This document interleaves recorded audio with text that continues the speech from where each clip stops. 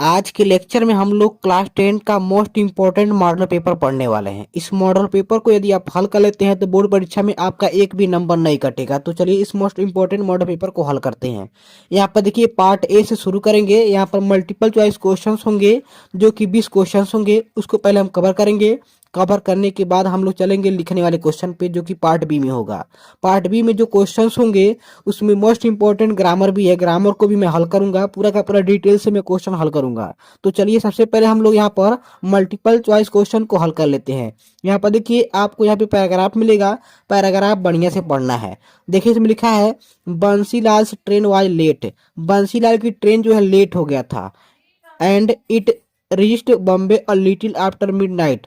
बम्बई में वह आधी रात को पहुंचा। कहने का मतलब बंसीलाल का ट्रेन लेट था और जो है बम्बई में लेट से आधी रात को पहुंचा। तो वहां पर क्या होता है आइए उसको समझते हैं। आगे देखिए it was his first visit to the city. पहली बार उसका सिटी में जाना था। And he did not knew where to go, और उसे यह पता ही नहीं था कि कहाँ जाना है। इस प्रकार आगे समझिए। He thought he would go to a chowdhury where he would not have to pay rent. He thought उसने सोचा he would go वह जाएगा to a chowdhury। chowdhury मतलब होता है एक सराय। सराय उसे कहते हैं जहाँ पर फ्री में रहना होता है। ठीक है, chowdhury मतलब होता है सराय जहाँ पे फ्री में सोना होता है, रहना होता है। Where he would not have to pay जहाँ पर पैसा नहीं देना होता है। रेंट मीन्स किराया। ठीक है, जहाँ पर उसे किराया न देना हो, ऐसा वह सोच रहा था। क्योंकि देहात के जो लोग होते हैं सोचते हैं बिना पैसे के काम चल जाए, इस प्रकार वह सोच रहा था। आगे देखिए but he did not know how to find one at that hour. वहाँ पे उसे यह नहीं पता था कि यह कहाँ पाएगा। ठीक, आगे समझिए। ही आस्क्ड उसने पूछा ए पोर्टर। पोर्टर मीन्स होता है कुली या ढोने वाला, जो सामान ढोते हैं कुली कह सकते हैं। To get him a cheap room मतलब एक कुली को बुलाया और कहा कि एक सस्ता सा रूम ढूंढो। चीप रूम मतलब सस्ता रूम। उसने कुली को बुलाया और कहा कि तुम एक सस्ता रूम ढूंढो। उसके बाद आगे समझते हैं। द पोर्टर आस्क्ड पोर्टर ने पूछा ही मीन्स उससे for 3 rupees to take him to one. Porter ने कहा, पोर्टर मीन्स कुली ने कहा कि एक रूम के लिए जो है 3 रुपए लगेंगे। कितने रुपए लगेंगे? 3 रुपए। लेकिन Bansilal waved him away. Bansilal ने उसे मना कर दिया। And walked out of the station और स्टेशन से बाहर टहलने के लिए चला गया। He wandered through the streets and asked a number of people. वह जो है बाहर घूमा और कई लोगों से पूछा। But he couldn't find a room cheap enough for him. लेकिन वह कोई ऐसा रूम नहीं पाया जो कि इतना सस्ता मिल सके। आगे समझिए, जब पैराग्राफ समझे रहेंगे तभी पूरा समझ में आएगा। देखिए इसमें ही सैट डाउन वह बैठ गया on a park bench to think of what he should do next. वह एक बेंच पर बैठ गया और सोचने लगा क्या करना चाहिए। ही वॉज वेरी टायर्ड वह बहुत ही थका था। एंड स्लीप सो गया ऑन द बेंच बेंच पर। वह बहुत ही थका था और बेंच पर सो गया। He woke up the next morning वो अगली सुबह जब जगा। Stop in every line, but he smiled. He realized that it was the cheapest night's lodging that he had ever had. जब वो अगली रात जब वहाँ पे सो गया, जब वो अगली सुबह जगा तो उसे यह महसूस हुआ और स्माइल किया कि सबसे बेहतरीन तो यही जगह था जहाँ पे मैं फ्री में सोया था और सुबह भी हो गया। इस प्रकार यह पैराग्राफ यहाँ से समाप्त होगा। यहाँ से पहला क्वेश्चन अब शुरू करते हैं जो कि पैराग्राफ से ही इसमें आंसर ढूंढेंगे। यहाँ पर देखिए Bansilal could not get any accommodation for the night एज। बंसीलाल जो है रूम क्यों नहीं ले सका रात में। तो इसका राइट आंसर क्या होगा? इसमें क्वेश्चन का आंसर दिया हुआ है। यहाँ पे देखिए 4 ऑप्शन दिए हुए हैं। पहला ऑप्शन है all the hotels in the city were close. जो सिटी के सभी होटल थे क्लोज थे, तो यह सरासर गलत हो जाएगा। क्लोज तो नहीं थे क्योंकि हम लोग पढ़े हैं क्योंकि वो सस्ता रूम चाहता था। All the hotels rooms were booked.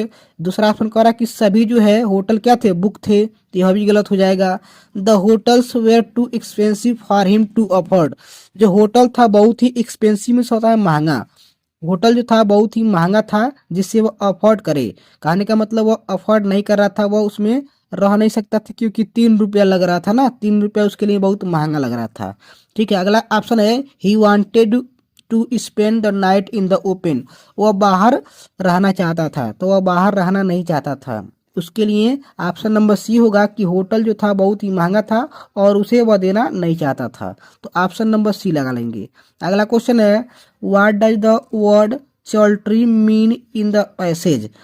जो चौल्ट्री शब्द है इसमें पैसेज में आप खुद देख सकते हैं। चौल्ट्री यहाँ पे तीसरी लाइन पैसेज में दिया हुआ है, choultry where he would not have to pay rent. Choultry मतलब होता है सराय। हमने पहले आपको हिंदी में बता दिया है चौल्ट्री मीन्स क्या होता है, सराय। अब सराय क्या होता है आप जानते ही हैं कि जहाँ पे फ्री में रहा जा सके।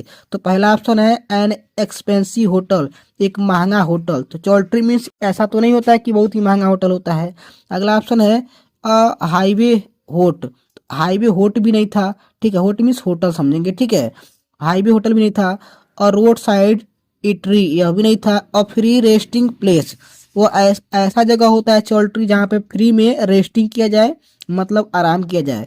वह एक फ्री में आराम करने वाला स्थान होता है जिसे हम चौल्ट्री कहते हैं। चौल्ट्री को हिंदी में कहते हैं सराय। क्या बोलते हैं, सराय, जो कि फ्री होता है सबके लिए। तो ऑप्शन नंबर डी लगा लेंगे। अगला क्वेश्चन देखिए, इसमें तीसरा क्वेश्चन यहाँ पर है, the porter refuse to help Bansilal because. जो पोर्टर मीन्स होता है कुली, रिफ्यूज मीन्स मना कर दिया, टू हेल्प मतलब होता है सहायता करने से, और बंसीलाल मीन्स बंसीलाल का सहायता करने से कुली ने मना कर दिया, क्योंकि ऑप्शन नंबर इसमें डी देखिए, ही रिफ्यूज टू पे the porter any tip.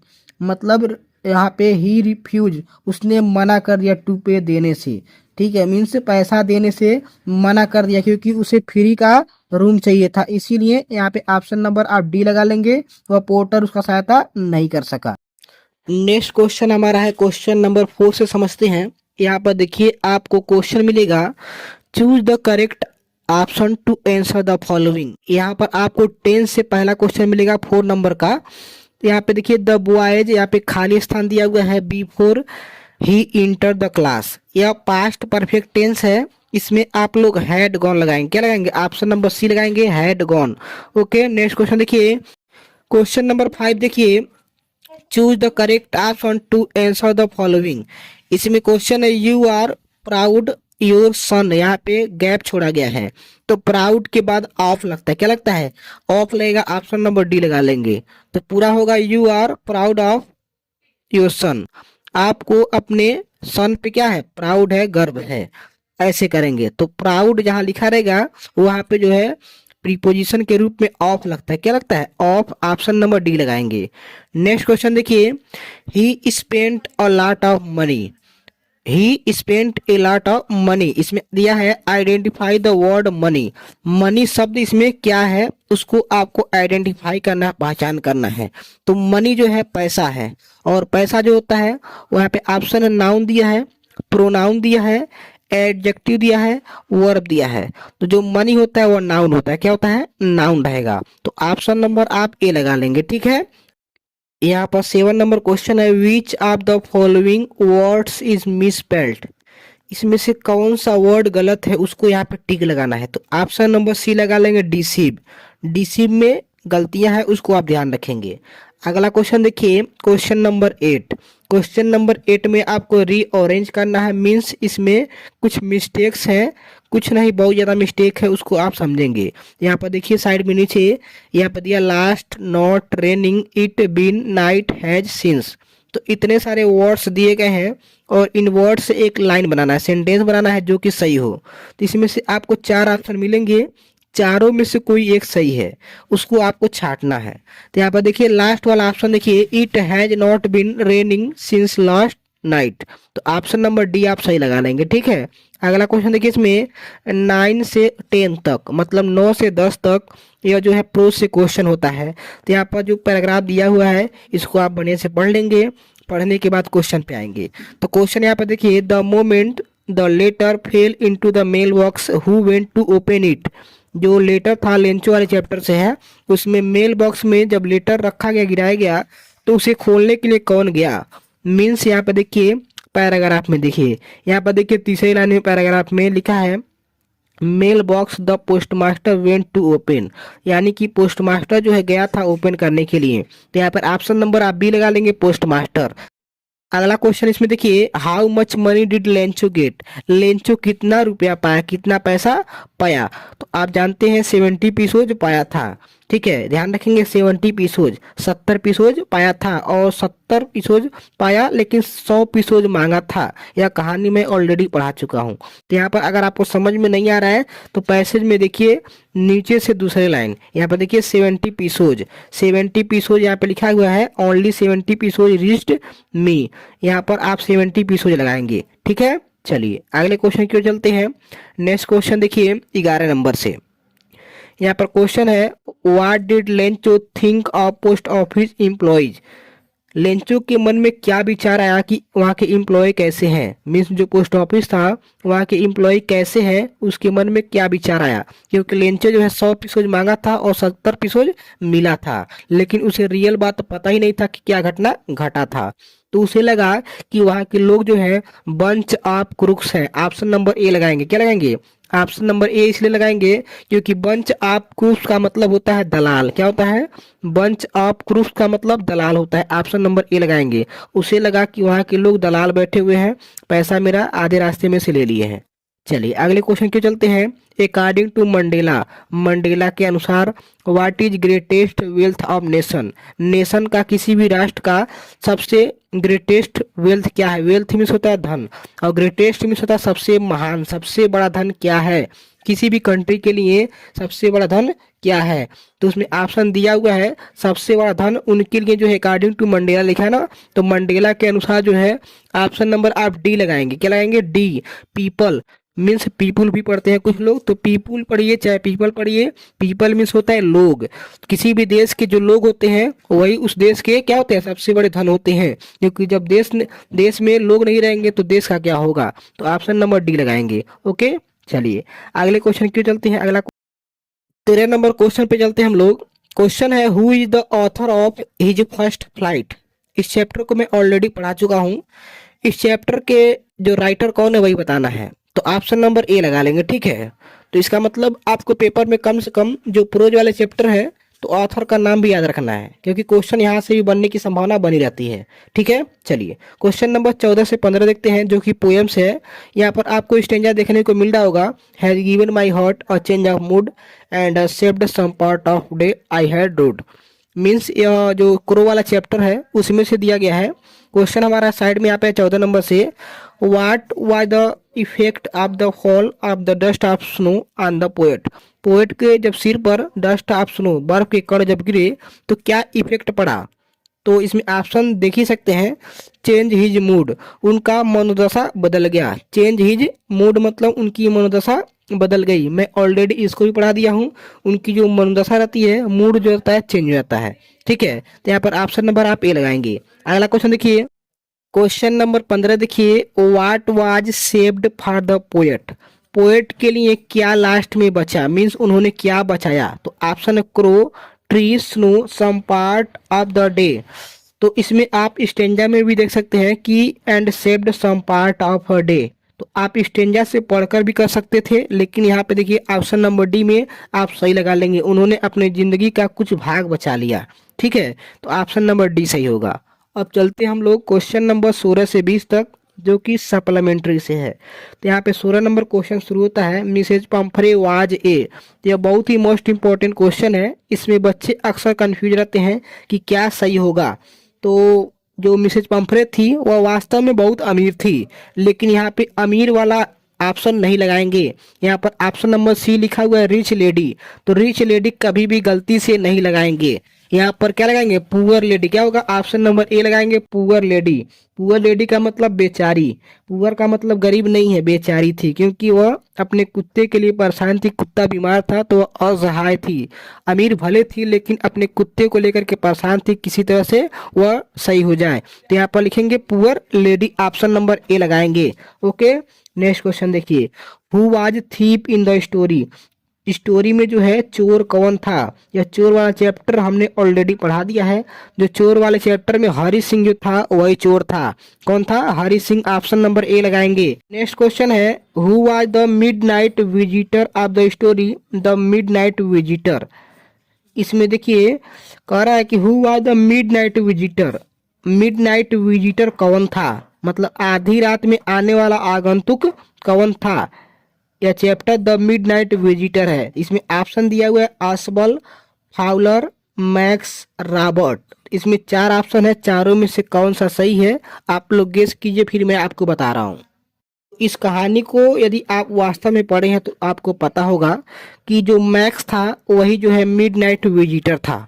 Means आधी रात में मैक्स ही आया था। नहीं पढ़े हैं तो आप लोग चैनल के प्लेलिस्ट में जाएंगे, आपको वह वीडियो मिल जाएगा। तो इसमें राइट आंसर लगाएंगे ऑप्शन नंबर सी, मैक्स लगा देंगे। ओके, अब चलते हैं हम लोग 19 और 20 पर। उसके बाद हम लोग आगे बढ़ेंगे, लिखने वाले क्वेश्चन पे चलेंगे। बहुत ज़्यादा इंपॉर्टेंट यह मॉडल पेपर है जो कि बोर्ड एग्जाम के लिए बहुत ज़्यादा इंपॉर्टेंट है। यहाँ पर अगला क्वेश्चन है 19 नंबर, where was a bright burn in. जो ए ब्राइट नाम का एक वैज्ञानिक होता है उसका जन्म कहाँ हुआ था। तो ध्यान रखेंगे ऑप्शन नंबर सी जो रीडिंग दिया हुआ है, यह रीडिंग जो है एक शहर का नाम है जो कि यूनाइटेड स्टेट में मीन्स अमेरिका का एक शहर है। वहीं का यह वैज्ञानिक होता है, उसका नाम ए ब्राइट होता है। तो ए ब्राइट जो होता है वो ऑप्शन नंबर सी लगाएंगे, यहीं पर जन्मा था। रीडिंग नाम का क्या है, एक शहर है जो कहाँ है, अमेरिका में, ध्यान रखेंगे। और जो ए ब्राइट होता है वो बटरफ्लाइज को पकड़ता है और उस पर एक्सपेरिमेंट करता है, ध्यान रखेंगे। 20 नंबर क्वेश्चन पे चलते हैं। Matilda always remained. मटिल्डा नाम की जो औरत होती है वो हमेशा क्या रहती है। इसमें देखिए ऑप्शन दिया है अनहैप्पी। क्या दिया है, अनहैप्पी। अनहैप्पी पे आप लगा लेंगे, मीन्स वह खुश नहीं रहती थी, हमेशा दुखी रहती थी, किसी न किसी परेशानी को लेकर के दुखी से रहती थी। ठीक है, चलिए अब हम लोग चलते हैं पार्ट बी पर, रीडिंग वाले सेक्शन पे चलते हैं। यहाँ पर पार्ट बी समझते हैं, रीडिंग सेक्शन से है 21 से। यहाँ पर देखिए, read the following passage and answer the question that follow. यहाँ पर आपको एक पैसेज देखने को मिलेगा। पैसेज में आपको नीचे आपको 4 क्वेश्चन दिख रहे होंगे। चारों क्वेश्चन में से चारों क्वेश्चन करना होता है। कैसे करना, आइए उसको समझते हैं। यहाँ पर देखिए, why should we obey our parents. हमें अपने माता पिता के बात को क्यों मानना चाहिए। तो यहाँ पर आपको ज़्यादा दिमाग नहीं लगाना है, बस ओबे और पेरेंट्स वर्ड को ढूंढना है।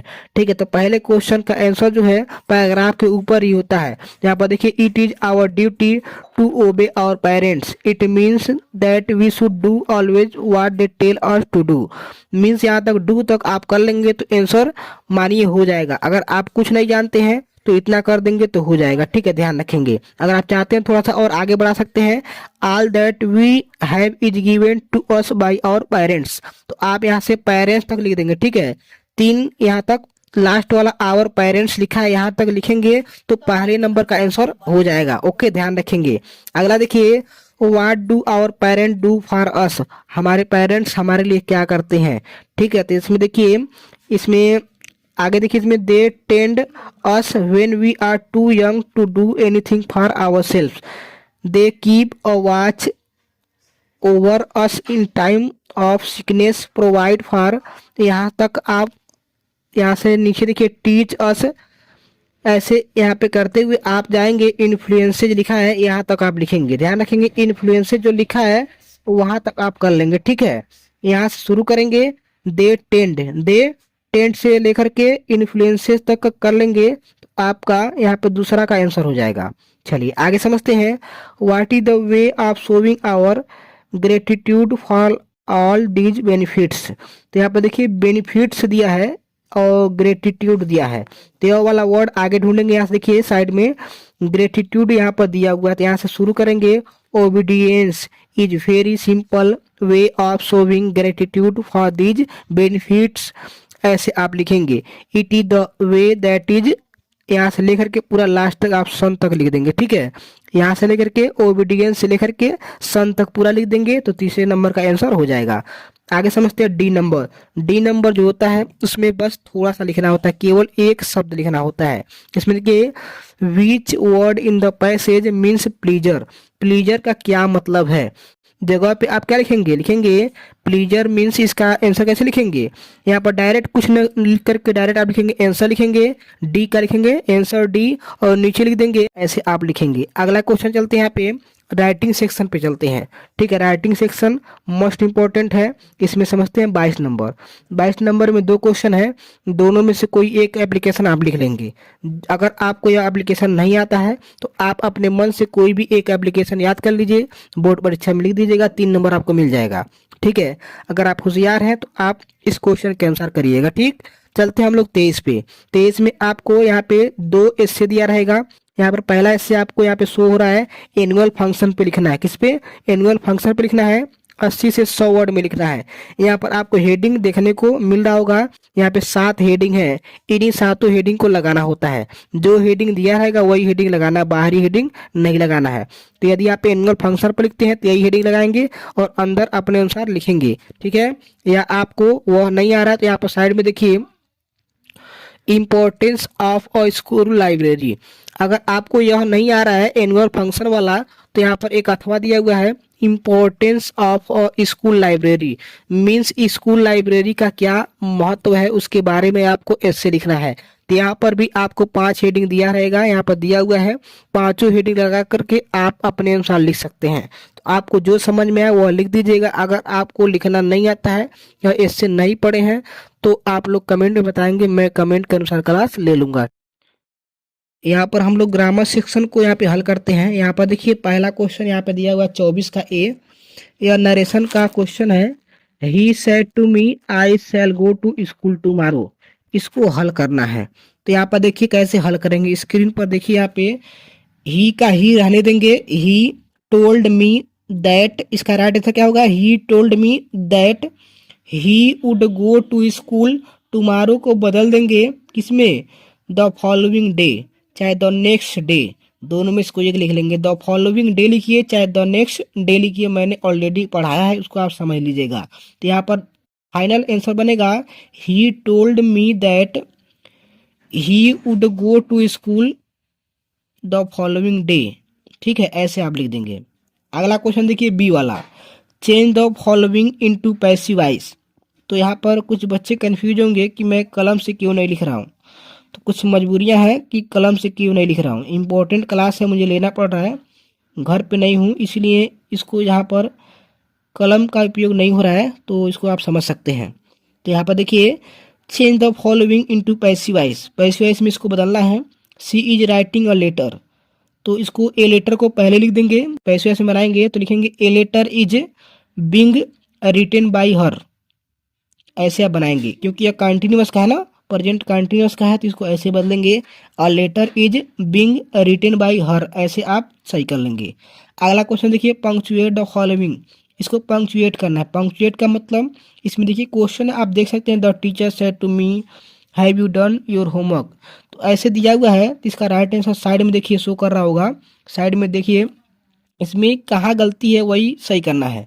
तो पहला अक्षर यहाँ पे देखिए द जो है स्मॉल था, तो इसको हम कैपिटल कर देंगे, द टी यहाँ पे कैपिटल हो गया, the teacher said to me के बाद कामा लगा है यहाँ पे और डबल इन्वर्टेड कामा लगाएंगे, हैव में एच कैपिटल हो गया है। ठीक है, यू स्मॉल ही रहेगा, you done your homework, homework के बाद जो है क्वेश्चन मार्क लगा देंगे और इन्वर्टेड कामा से बंद कर देंगे। ऐसे कर देंगे तो आपको 2 नंबर मिल जाएगा। ठीक है, अब चलते हैं हम लोग क्वेश्चन नंबर डी पे चलते हैं। Translate the following into English, इसको ट्रांसलेट करना है। तो ट्रांसलेट करने का तरीका यदि आप नहीं जानते हैं तो कमेंट में बता देंगे। ठीक है, कमेंट में बताएंगे तो ट्रांसलेट करने वाला क्वेश्चन मैं अलग से ला दूंगा, क्योंकि ट्रांसलेशन बहुत ही इंपॉर्टेंट होता है। यहाँ पर देखिए ट्रांसलेशन कैसे करेंगे उसको समझिए। पर देखिए ट्रांसलेशन कर दिया गया है, स्क्रीन पर आप देख सकते हैं। इस चीज़ को मैं बारीकी से समझाने में असमर्थ हूँ, लेकिन यहाँ पर ट्रांसलेशन किया गया है, आप लोग इसको राइट कर लेंगे और समझ लेंगे। यदि नहीं समझ में आ रहा है तो आप लोग कमेंट में बता देंगे, मैं कापी कलम से बढ़िया से उसको समझा दूंगा। फिलहाल मैं यहाँ पर आपको स्क्रीन पर शो करा दे रहा हूँ कि वर्षा ऋतु बहुत महत्वपूर्ण होती है, इसका ट्रांसलेशन यहाँ पे साइड में दिया गया है, पूरा डिटेल से दिया गया है, उसको आप नोट डाउन कर लेंगे। ठीक है, अब चलते हैं हम लोग लिटरेचर पे, उसको आप यहाँ पे देखिए 25 से यहाँ पर देखते हैं।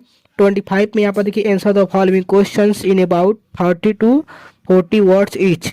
यहाँ पर 3-3 नंबर का आपको 2 क्वेश्चन करना रहेगा, इस पे आपको 6 नंबर मिलेगा। इसमें 2 क्वेश्चन है ए और बी, ए में आपको 2 क्वेश्चन है, यहाँ पर देखिए और दिया हुआ, अथवा दोनों में से कोई एक आप कर लेंगे, यहाँ पर बी में आप कोई एक कर लेंगे। ठीक है, मीन्स ए में कोई एक करना है, बी में कोई एक करना है। ठीक है, ध्यान रखेंगे ए में 2 ऑप्शन है और बी में भी 2 ऑप्शन है, तो दोनों में से एक एक करना है। ठीक है, ध्यान रखें। 26 इसमें आपको केवल एक ही क्वेश्चन करना है। ये जो लॉन्ग आंसर क्या है, लॉन्ग आंसर है, इसमें आपको 60 वर्ड में लिखना रहता है। यह पुरुष से क्वेश्चन है, कोई एक कर लेंगे। ठीक है, आगे चलते हैं 27 पे। 27 में यहाँ पर देखिए, what do you learn from the poem dust of snow. यह क्वेश्चन पूछा गया है डस्ट ऑफ स्नो से, तो क्वेश्चन पे ध्यान नहीं देंगे आप लोग और पे आएंगे। यहाँ पर देखिए, right 4 lines of any poem. यहाँ पर कोई 4 लाइन का पोयम लिखना है जो कि इस पेपर में नो आया हो, ध्यान रखेंगे। तो 4 लाइन का पोयम आप लोग याद कर लेंगे और अलग से 4 लाइन का पोयम याद कर लेंगे। 8 लाइन का पोयम याद करेंगे, 4 लाइन का अगर लड़ जाएगा पेपर में तो 4 लाइन आपका बचा रहेगा। तो यहाँ पर आप 27 के जगह पे केवल 4 लाइन का पोयम लिख देंगे तो आपको 3 नंबर मिल जाएगा। 28 में आपको सेंट्रल आइडिया लिखना होता है। सेंट्रल आइडिया में 3 ऑप्शन है यहाँ पे, fire and ice, the trees, how to tell wild animals. इसमें आपको तीनों में से कोई एक सेंट्रल आइडिया करना है, आप लोग इसको कर सकते हैं। ठीक है, अगर नहीं जानते हैं तो उसका लिंक मैं डिस्क्रिप्शन में दे दूंगा, चेक करके देख लीजिएगा, क्योंकि मैं पूरा पूरा पढ़ा चुका हूँ। चलिए हम लोग आगे समझते हैं। यहाँ पर 29 में से कोई एक आप कर लेंगे, या सप्लीमेंट्री से है, दोनों में से कोई एक करना है। और उसके बाद 30 में से कोई एक कर लेंगे, दोनों सप्लीमेंट्री से क्वेश्चन है, 30 में से कोई एक कर लेंगे। ठीक है, इस प्रकार यहाँ पे यह मॉडल पेपर समाप्त होता है। आपके मन में कोई डाउट हो तो कमेंट में जरूर बताएंगे।